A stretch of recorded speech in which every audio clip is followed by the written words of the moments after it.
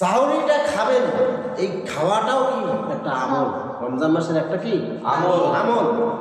আল্লাহ রাসূল সাল্লাল্লাহু আলাইহি সাল্লাম ইরশাদ করেন, হযরত আনাস থেকে বর্ণিত হাদিস, তিনি বলেন, ক্বালান নবী সাল্লাল্লাহু আলাইহি ওয়া আলিহি ওয়াসাল্লাম, তাসাহহারু ফা ইন্না ফিস সাহুরি বারাকাহ।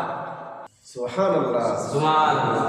তোমরা রমজান মাসে সাহরি খাও, সাহরি করো, কারণ সাহরির মধ্যে আল্লাহ তাআলার বরকত রয়েছে।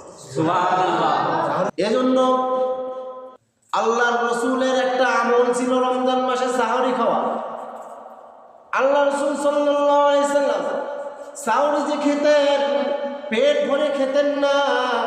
আল্লাহ রাসূল সাল্লাল্লাহু আলাইহি সাল্লাম খেজুর খেতেন। খেজুর কি খেতেন বলেন?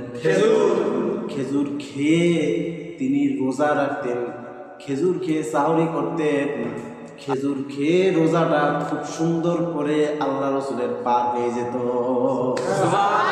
খেজুর খাওয়াটাও একটা আমল, খেজুর খাওয়াটাও একটা সুন্নাত, যেটা আমাদের রাসূল সাল্লাল্লাহু আলাইহি সাল্লাম সাহরির সময় খেতেন।